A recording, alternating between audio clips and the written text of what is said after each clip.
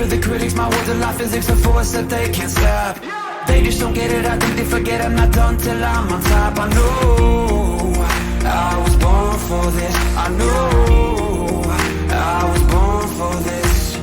I believe we can write our story. Hello, everyone. Good afternoon to you. Good morning. Good whatever time it is that you're hopefully listening to the sound of my voice. It's Gary Wise once again, Wise Leadership Solutions, Words from the Wise, coming to you to talk about, just some of the experiences that I've been through in my life. And today's topic is something I used to give as far as training to some of the people I served with when I was in the military. And it was, why did the reasons why I chose to serve change throughout the years, right? A lot of people think that when you join the military, you might just immediately have this patriotism that you just want to go serve. And that's great if you do. I mean, I've met those people and that's phenomenal. But for me, that was not my experience. It took time for me to develop the patriotism and the love of country and the loyalty to the organization, which is the United States Navy. It was not something that I just came immediately with into the Navy. We talked about in a previous video why I joined the Navy. I'll probably make more videos about that in the future. But it was complicated, right? Like for a lot of people, when we join the service, we have very diverse reasons why we all decided to go ahead and join the military and leave our home, leave our family, and go out and do great things in the world, right? Whatever the reasons were, I can guarantee you that when I joined the Navy, it was not because I was really passionate about the government, about the politics, that I was worried about patriotism. I was selfish. Like, I'll be honest with you, as a young man, I was making horrible decisions. I was jacking up at a high rate of speed, right? And my parents were awake a lot of nights worried about me and hoping I was going to do something to change my life. And so when I decided to enlist the first time, it was truthfully just to change my situation in life and to hopefully put me in a better place in the future. Did I know what that would look like? Nope. Had no idea.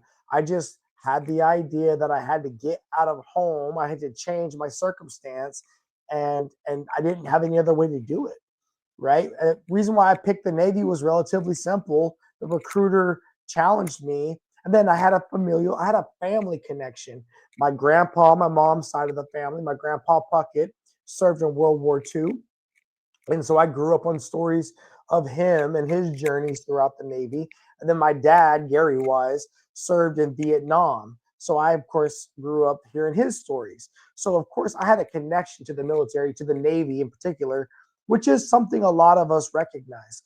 A lot of people, if their family has a legacy of service in a certain branch, it's typically where they choose to go. And so when I joined the Navy, it was to change my life. It was to get a better opportunity. It was to hopefully do something about whatever was going to be my future. Because in my heart, I was so scared. I was afraid. I wanted to be a dad someday. I wanted to be a husband someday. I wanted to be a person that my family was proud of. And I knew that that was not who I was, nor was I doing anything about it. I just, I needed something drastic, and the military was that drastic choice. Thankfully, I was able to pass the ASVAB. Thankfully, I was able to get the waivers for my police background and all of my unfortunate choices I'd done as a teenager. And thankfully, I made it to boot camp because, a lot of things could have happened in between my joining the delayed entry program and my shipping off for the Navy, because I was in the delayed entry program for 12 months, right? I had asked for as long as possible because truthfully, when I was at MEPS that day, I didn't think I was going to go. My best friend was supposed to go with me. He didn't pass the ASVAB, so he wasn't at MEPS. So he wasn't going. And I don't think that day I really thought I was going to go. And then I had to committed to doing a bunch of adult education classes because I was a high school dropout, and I had to go get a bunch of high school credits done so I could take the GED, and I had to pass the GED. And I remember my recruiter would come hunt me down and like make me go to adult education classes. He'd come knock on my window, wake me up out of my bed because I was working as a baker at the time, midnight to 8 o'clock in the morning. He would make me get up and go to adult education. But as the year went on, and as I did the things that I had to do, it just got closer and closer. And I remember calling my parents up and asking them if I could come home and I could get squared away, get in shape, make sure I was healthy, and then I'd take the GED.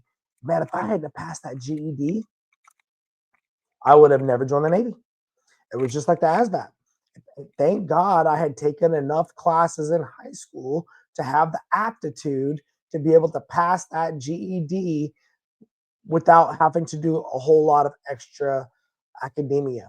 Because again, if I had to do that on my own in 1996, there was no internet back then. There was no Wi-Fi. There might have been a book at a bookstore. Yeah, right. I'm not gonna do that, but God willing, I passed that test.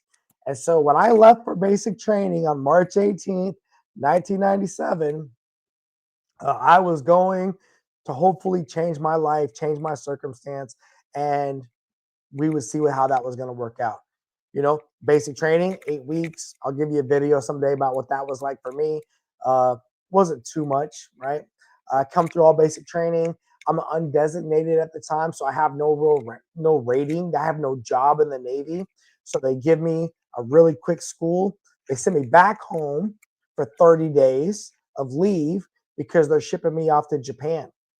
Okay. And I didn't ask to go to Japan. I didn't want to go to Japan.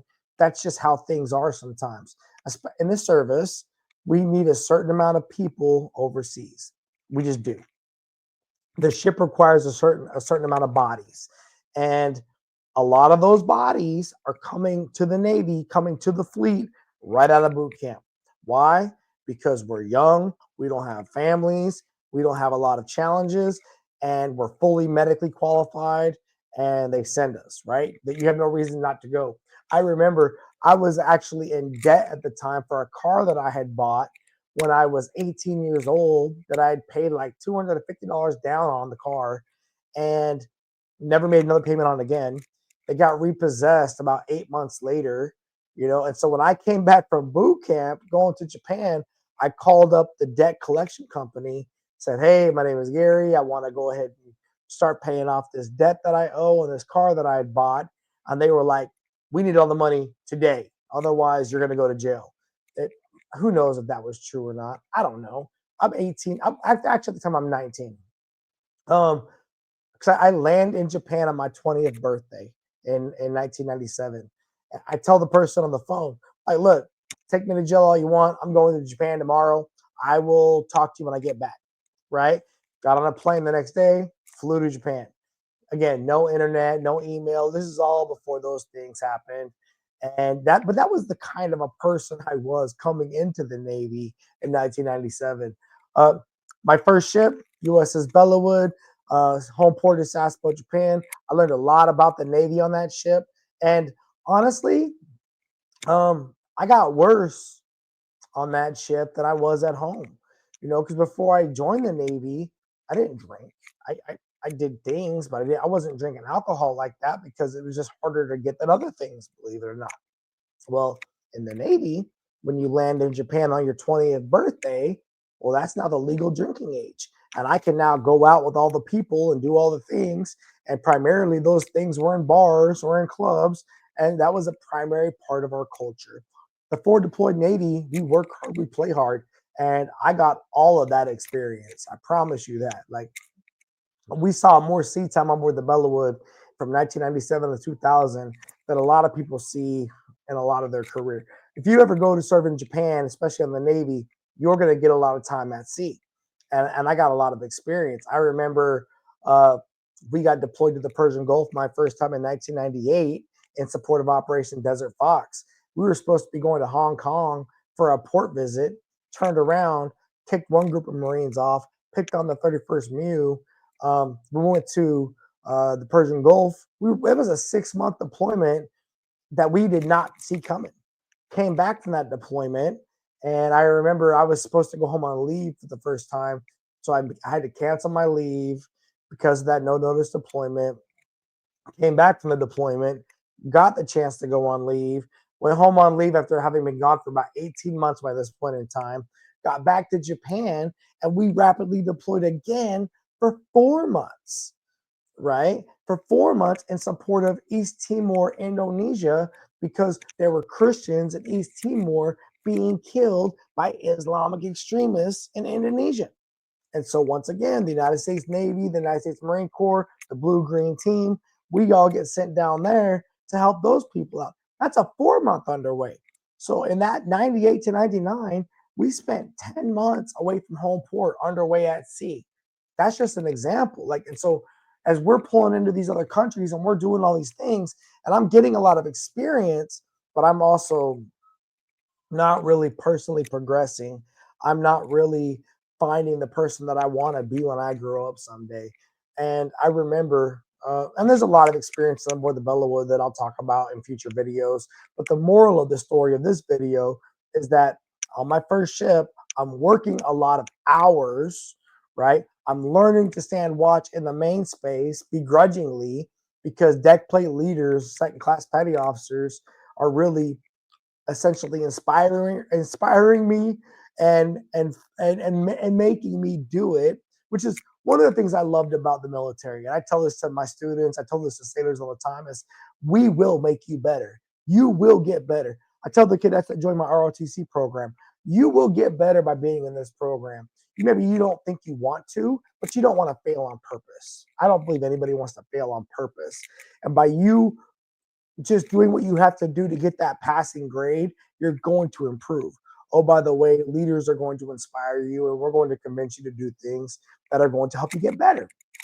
The challenge is you figuring out how can you leverage that getting better experience for what you want to do in your life, right? The areas the Navy was making me better personally was at engineering, at turning wrenches, at learning how to mechanically work things. I didn't join the military as a person who thought he was good at fixing cars.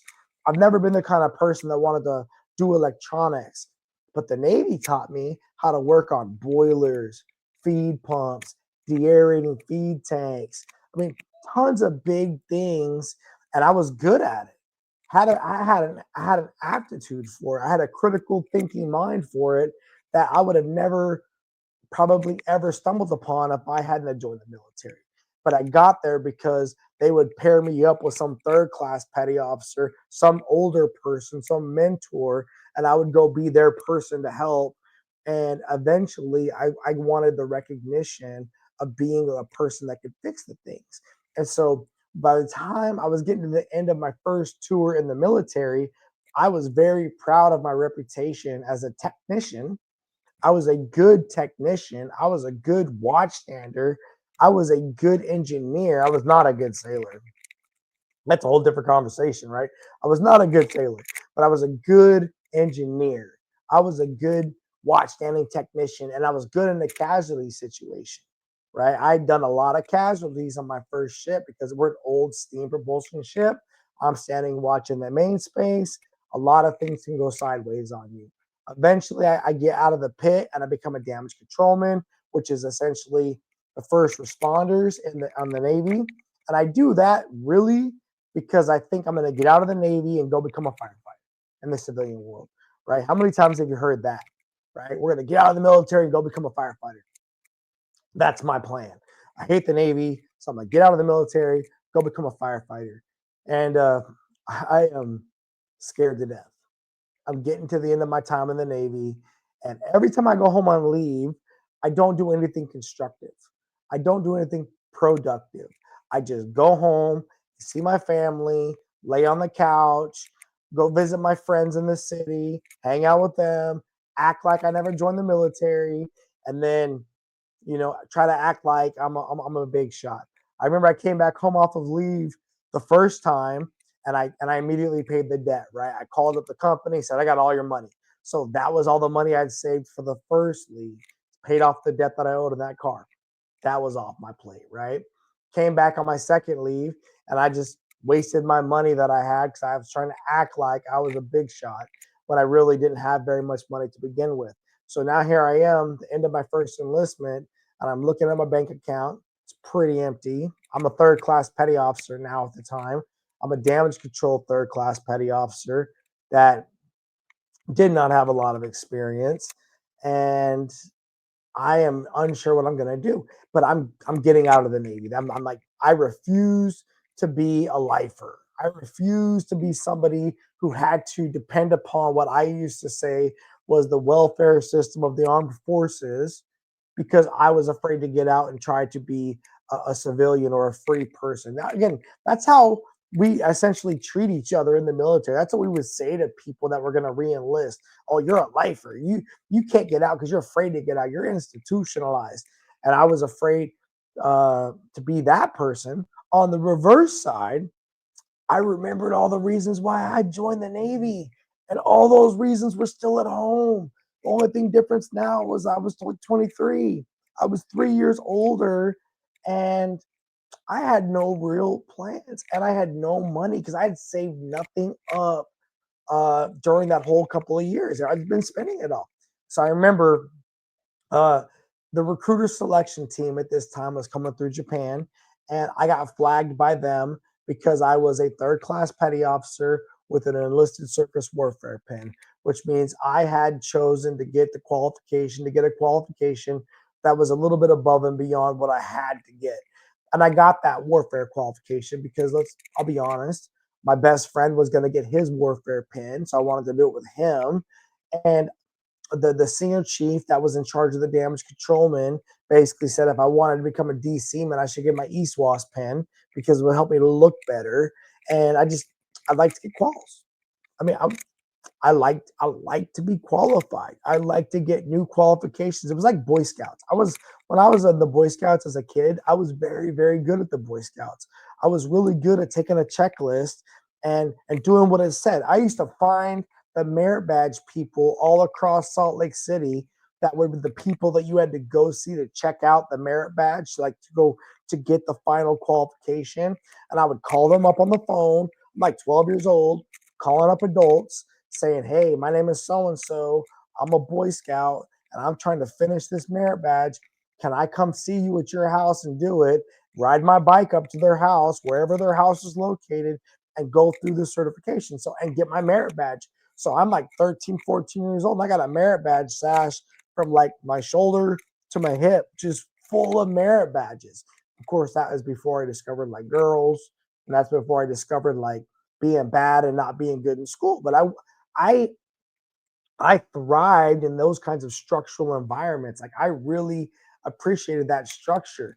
The Navy, oh, you want to make third class petty officer? Do this list of checkpoints. Got it. I did all those. Okay, get these things signed off. Got it. Get all those. Study for this test. Okay, pass the test. Got it. Get it right. Okay, get your ESWAS qualification. Take these books, get them all signed off. Okay, no problem. I've always been able to do those things. But here's a lesson that I've learned in life.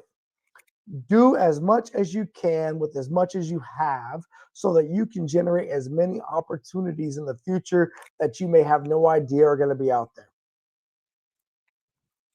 Period.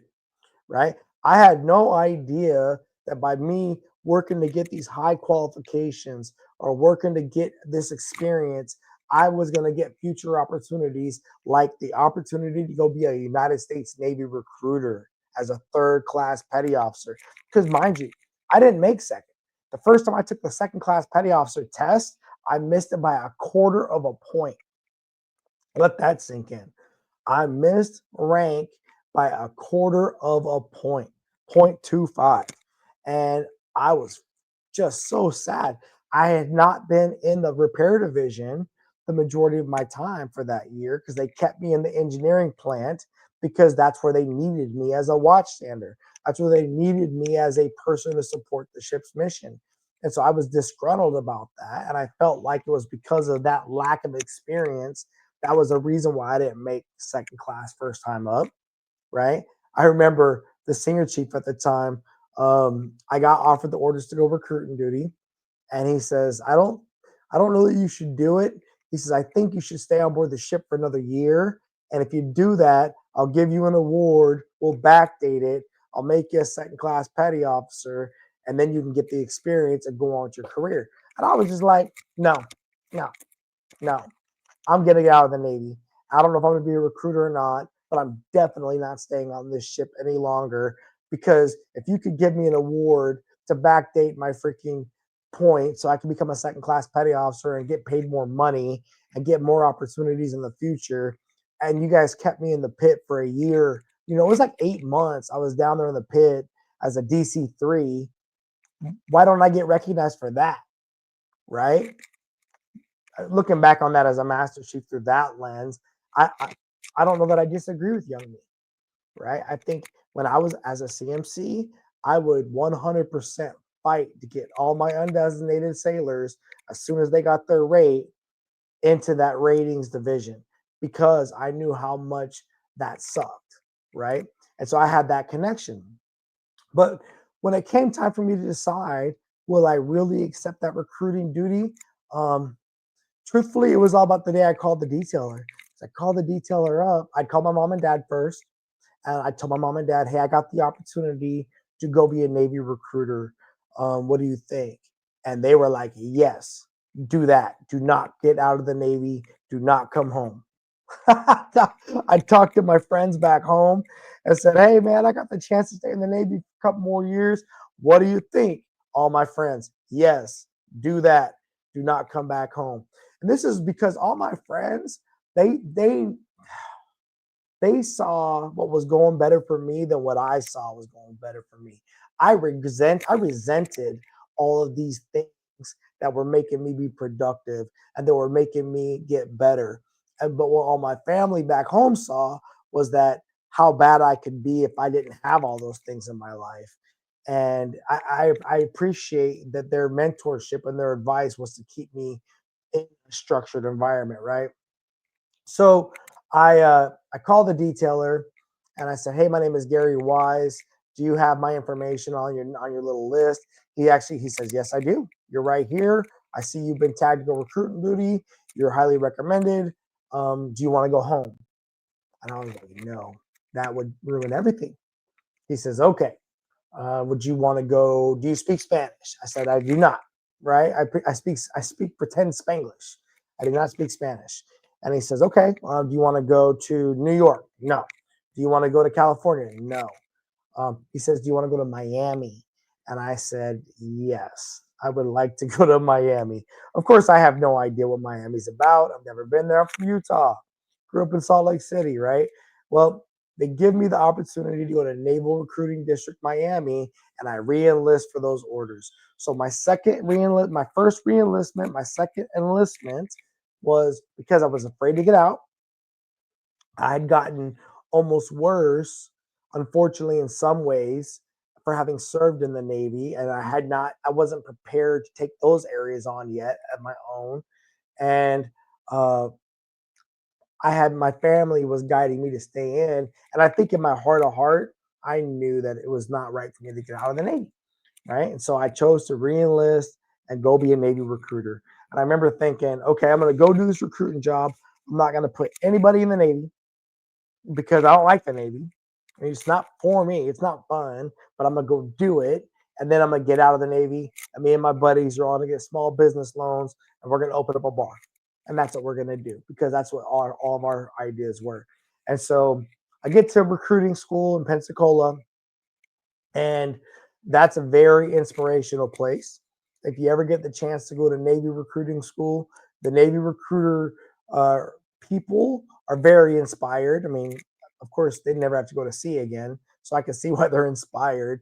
I kind of have a beef with them because they're selling a product that they never want to live again, and they take sailors on shore duty and make them just work all kinds of crazy hours doing one of the hardest jobs in the world, and they don't have to ever return back out to sea duty. That being said, choose your rate, choose your fate. That's a Navy-ism. They chose to be in sales for the United States Navy for the rest of their life. I only had to do it for 3 years. And I will tell you, they did a great job of inspiring me during that 2-week recruiter school to want to be a freaking Navy recruiter. I mean, recruiting changed my life. Recruiting 100% changes my life. It's not so much about the job of the recruiters. It's more about the ideas that I come in contact with during the time of this tour. While I'm in recruiting school, my orders are changed a few times. So NRD Miami means the headquarters are in Miami, but at first I'm going to be in Fort Pierce, Florida. But then they get changed to St. Petersburg, Florida. So I remember I landed in Tampa Airport. It's the August of 2000. I land. I have two sea bags, which are these green duffel bags, and I have about $4,000 in the bank, and that's all I have. And I land. I get picked up by this second class petty officer. Maybe he's a first class. I don't even remember. He picks me up. I have no car. And he basically says, you're going to be going to a recruiting station in Clearwater. So you can stay at my house tonight. Tomorrow, I'll drop you off with a recruiter in Clearwater, and then you're on your own. And I was like, well, was there barracks? He's like, no, this is independent duty. You got to buy your own car. You got to get a place to live. You got to figure it all out. Here we go, right? I remember I get dropped off at my buddy's house the next day. Well, I didn't know he's even my buddy. He became one of my best friends. But he at his house, his FT2 the next day. He's a submariner, and he's like, "Look, my wife's not here. She's not going to be here for a couple of days, so you can sleep on my couch. There's our apartment complex is right across the street from the recruiting station, and you can probably get an apartment here, and then away you go." And so I did. I walked down to the apartment office, paid the little deposit, got my little one-bedroom apartment, went to go buy a car, found out I had warrants for my arrest in the state of Utah because of traffic tickets that I hadn't paid or whatever it was. So I had to resolve all those issues before I could even buy a car. Eventually, I find out my credit is completely up. I mean, my credit score was so bad. My first car that I bought was probably like an interest rate of like 28% interest at a buy here, pay here lot.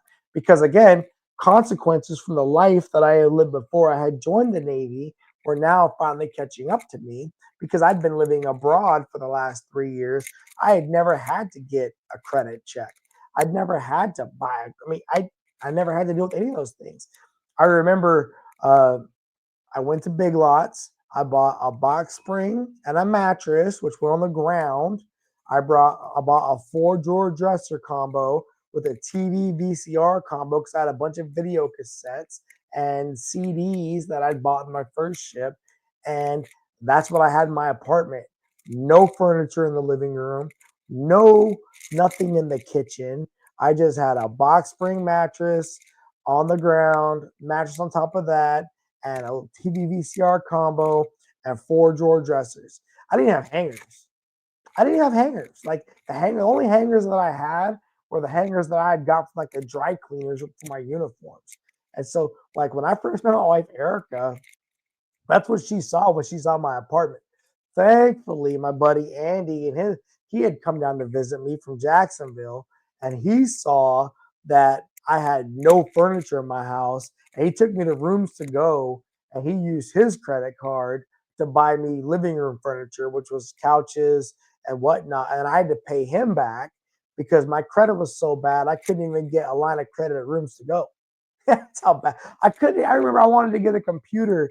I went to Dell. I couldn't even get a line of credit to buy a Dell computer, so I could have a computer in my home with AOL dial-up internet. I mean, I was in a tough spot. But I'm a third class petty officer. I'm a Navy recruiter, and here we go, right?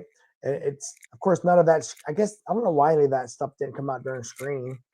Who knows? I mean, looking back on it, who knows? It was, 2000 anyway. During the recruiting tour, man, I had a good time. I got into Zig Ziglar. I got into Tony Robbins. I loved recruiting people to join the Navy. I found out that I was really good at it. I was really good at talking to people, listening to people, finding out what interested them, connecting with them at a bunch of different levels. And I didn't like the Navy anymore, but I loved putting people into the Navy, if that makes sense. Thought about going and become a career recruiter. Thought about it. A couple of different things happened during my recruiting tour. I'll probably talk about that in the future. That really soured me on the career recruiters. And really, it comes down to some of them ethically just were not healthy. They were not good people ethically. But what I found out as well is throughout my career is that's not just any one particular group of people. There can be people with unfortunately not good ethics a lot of different places. And truth be told, my ethics, even at that time, were not all the way aligned, dialed in with where I was going in my life. But it's during this tour that I met my wife, Erica, right? And that again, I'll make that how I met Erica someday in a future video. But I met my wife, Erica, and I'd been a recruiter about 8 months at that point in time. And I meet Erica, and it's not even 6 months after meeting her, and we're talking marriage. And we got married on our 1 year anniversary of meeting. So we only have one anniversary, right? We met in March 2001, right before 9/11. 9/11 happens. We get married March 2002, and I'm ending up my recruiting duty in 2003.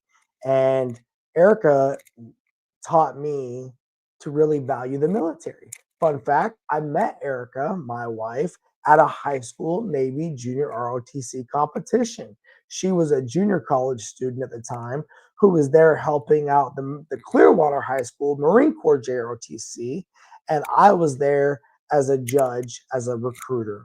And so when I first met Erica, I didn't understand what JROTC even was, but beautiful young girl. Something told me that I needed to talk to her. God knew what he was doing, and here we are married. And I'm thinking about getting out or staying in. And my wife is very supportive of a military career. She has a good awareness of it. She has ROTC experience. She did ROTC for 4 years, and she sees it as an opportunity for us to go travel and see the world, all the while having a stable life because there's a lot of stability in our instability. And I remember saying, well, you're not in the Navy, so you don't understand. But she taught me that there was a lot more than just some of the pessimistic perspectives that I was having, right? Some of just the bad attitude that I was having.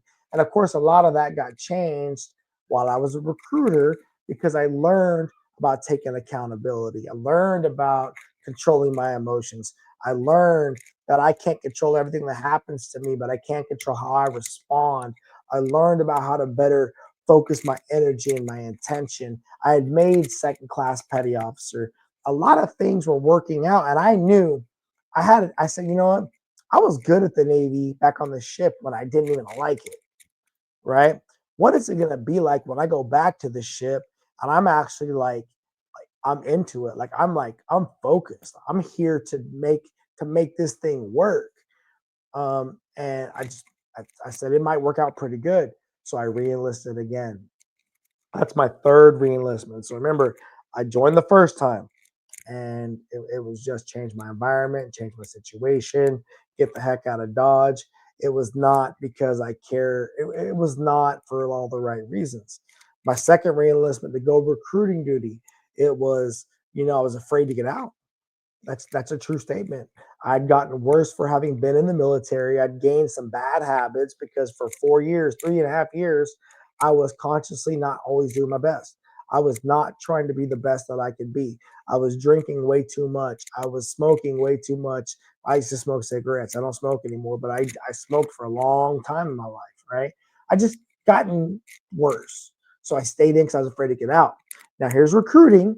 I have this young wife, I have this young family, and I don't have anything else to care for her. The Navy's all I got. I'm a second class petty officer. It's given me the ability to get a nice apartment, a decent car. The paycheck is fair. It's consistent. She likes my job, and I have no college. I'm a high school dropout. I just barely find out at the end of my recruiting tour that I have a high school diploma, right? I don't know what I'm going to do when I grow up, right? But the Navy's what I got. So we decide to stay in the Navy.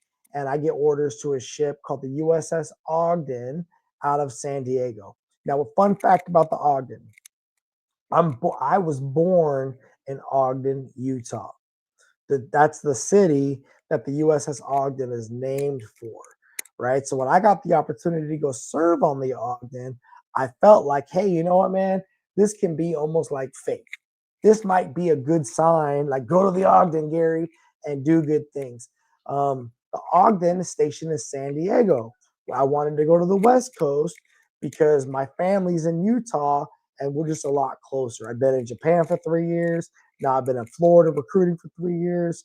I wanted to get closer to my mom and my dad, and San Diego was a close shot, right? So I got orders to the Ogden and San Diego, but the ship is deployed to the Persian Gulf. Of course, now it's 2003, right? Things are a lot more active after 9/11, and I've been sidelined. I've been recruiting throughout this whole period of time. So I'm finally about to now get back into the swing of things. So I move Erica in with her mom and her dad, and I pack up my sea bags. I fly to San Diego. I get checked in, and then they book me a direct flight from San Diego to Norfolk and Norfolk over to Bahrain to the ship to the USS Ogden, LPD 5. And I get out there, and they're about 3 months into their Western Pacific deployment in support of, the global war on terror and Operation Iraqi Freedom, right? And we're out there, and I do about 4.5 months on that deployment.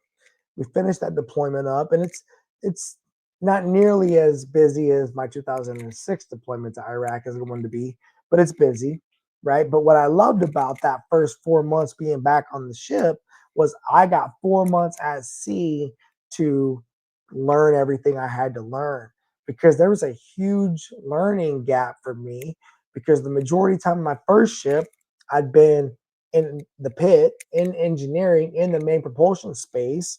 I had only been in our division for about 6, 7 months. Well, thankfully, I had been what's called a DCPO, or a damage control petty officer, which meant that as a collateral duty, it was my job to take care of all the portable damage control equipment in the engineering spaces. So when I got to the Ogden, as a young second class petty officer, which I'll have to go over this in another video, do a deep dive on that ship, but I get put in charge of the DCPO shop. So I didn't have to learn all the damage control things right away. I knew how to be a DCPO maintenance man. So that was easy. Then I had to learn how to manage people, right? And I had arguably one of the most challenging shops on the ship, because everybody that works for me is temporarily assigned to me. They're not permanent. Typically, they're the people that the people in the other divisions can afford to let go, and they come work for me. And you will learn real quick how to lead when you have to lead people. We're going to find out how good of a leader you are when you're leading people that do not want to be there, but they want to get the paycheck, and you can't even fire them. That's a complicated position to be a leader in, and that's the position that I was in. But by the time we got back from the deployment to San Diego, all those tools I learned as a recruiter, all of those tools I learned through communication, all of the skills that I had learned on my first ship had all come back to me. And by the time we got back to San Diego, I was doing pretty freaking good. I was cooking. The DCPO shop was solid, and my chief and my DCA, which is the officer in charge of me, we were all in a really good relationship in a really good place, and I was already looked at as an up and comer. Great things. So I move Erica out to San Diego. We get our house. Um, I do 3.5 years, 4 years almost on Ogden. I decommissioned that ship, but 3.5, 4 years later, and I'll do another video on that someday. I did another deployment to the Persian Gulf, 2006 to 2007. That was a tough one. And that's where I made chief petty officer. So I go to the Ogden as a DC2, as a second class petty officer, and I rise through the ranks in 3 years from being an E5 to being a chief. I mean, and that's where I'm going to reenlist finally, and I'm reenlisting because I really love the Navy. I went through Chiefs initiation, and it was the thing that really, really, really opened my eyes to being thankful to having joined the United States Navy. Chiefs initiation changed my life. I can't. Everybody's got different opinions on initiation, but I will tell you, for Gary Wise and anybody that I've ever been around, the Chiefs initiation process was one of the most important leadership development processes of my adult life. Now, I wasn't supposed to make chief. I'd only been a first class for a year and a half, right? I mean, I took the test early for LDO purposes. I wasn't even up for chief. Nobody had told me I could be a chief yet. I just took it for LDO purposes. Then after I make board for LDO is when the CMC says, "Hey, Wise, why don't you want to be a chief?" I never even thought about it. I'm not eligible for it, right? They put me in for a waiver. They backdate the waiver. I guess it gets approved. I have no freaking clue. No one tells me any of these things. They just come tell me that I can put in for chief. My chief tells me, well, you're never going to make it because you're too young. It's not your time. I'm thinking, okay, maybe he's right. I don't know. Mess around and I make chief petty officer, right?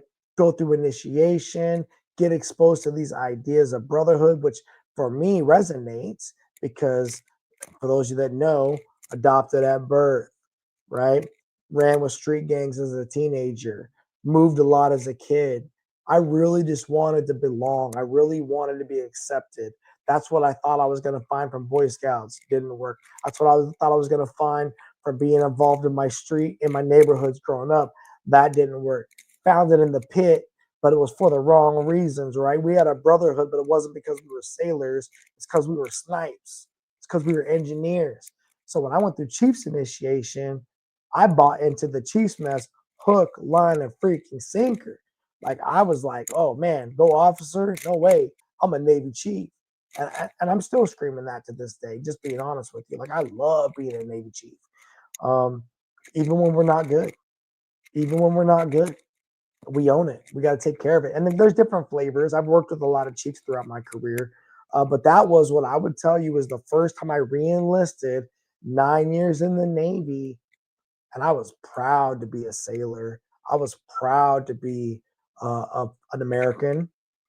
I've been to war a few times by that point. I've been out to Iraq a few times. I mean, I unfortunately taken Marines to Iraq a few different times to come back with less Marines each time. Um, and so I had a strong connection to what the country was going through. And I was proud to be out there doing what we were doing, whether it was in support of Meals on Keels, training the Iraqi Navy.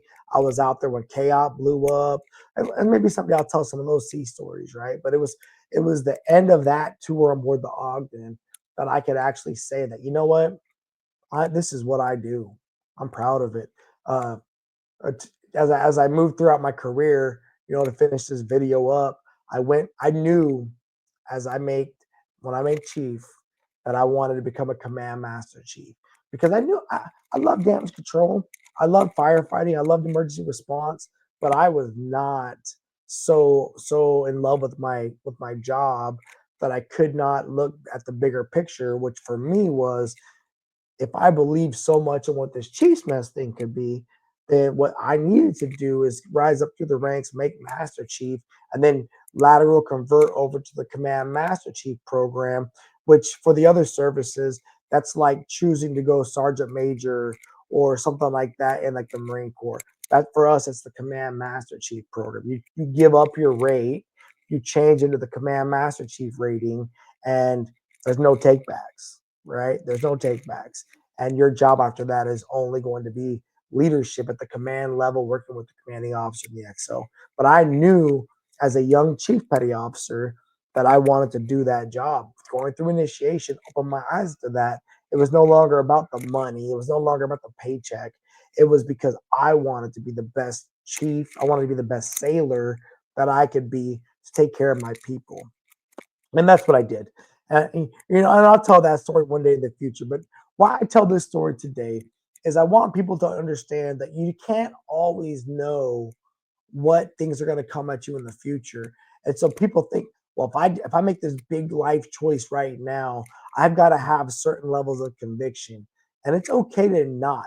If you wait until you're ready, you're probably never going to make a move.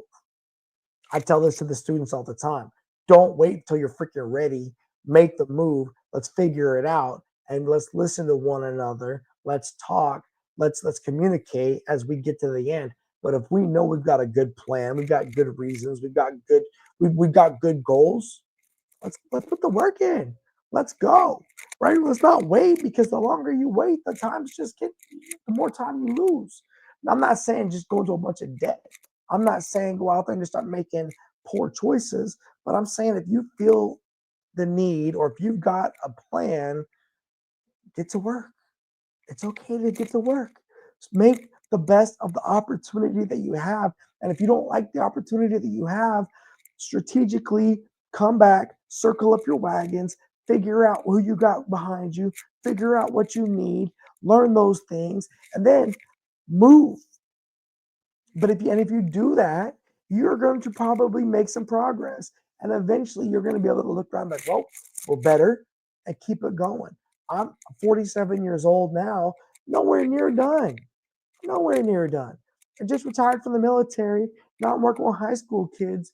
And God only who knows where this journey is going to take me. But you have to have faith, right? You have to believe. You have to put the work in. You have got to want to get up out of bed and work. You cannot just think that things are gonna come your way by just sitting around all the time. You gotta have faith that if I put the work in, if I take the time to educate myself, if I take the time to treat people well and to help people, that's going to be returned to me, and that I'm going to find opportunities in the future to help other people. And then, oh, by the way, I will get blessed in return. And then when I get those blessings, it's not just because of the work that I did. No, it's actually that I'm being favored by my God, and that I want to show everyone that it's because of my beliefs that I'm receiving these blessings. But I also have got to do my part, right? And I've got to believe in the plan, in the vision, in the future, and I've got to appreciate the opportunities. And I've got to be grateful to the people that help me. We have a saying in the Chiefs mess about never forgetting where we come from, right? And we will never forget, we'll never forget, we'll never forget, right? And I believe that you've got to always remember why you're starting something, where you're hoping to go, and right and what you want to be once you get there. And then when you look back on it all, you've got to be thankful for the times you got help to get across the hard spots. I want to share this with people today in this video because I just want you to understand that you just never know where you're going to be. It's okay to change your mind. It's okay to adjust your plans. It's okay to recognize, like, hey, I was afraid to get out of the Navy my first enlistment. What if I had got out? Right? What if? I mean, I don't live life like that very often. I don't live life of regret. I don't look back and think, man, I wish I would have done it. No, no, no. The decision is made. The rear view mirror is only about this big, and the front mirror window is way bigger. Looking forward, right? But definitely be appreciative and grateful to God or to the people that you're working with in your life when you get the opportunities to look back on life and be like, man, we dodged a bullet there, or thankfully we went left instead of right. I'm thankful I went to that ROTC competition that day, saw my wife, had something tell me that I needed to approach her and to be authentic and not try to run any of these games that young Gary Wise would have tried to run, right? Because something told me that's a special person. You approach her the right way, treat her the right way she needs to be treated. Always be yourself, and she'll change your life. Right? So, but you have to be able to listen for that. You have to be able to hear it. And you have to be able to be willing to do what it says. Okay, so that's the end of today's video. I'm going to wrap this up now. I thank you all if you watch this. I thank you if you listen to this. I really appreciate anybody out there that finds value in the words that I'm saying. If you get the chance, if you're listening to this on the podcast, if you're watching this on a video, please like it, subscribe to it, share it, tell somebody about it. My name is Gary Wise. I'm 5'6". I'm just trying to be the best person that I could be to help bring people to life in a way that's positive, that's inspired, and that they're feeling confident in their future, and that they know that there's opportunities for everybody, right? Especially if we're willing to connect, to work with other people. I'm in Ocala, Florida.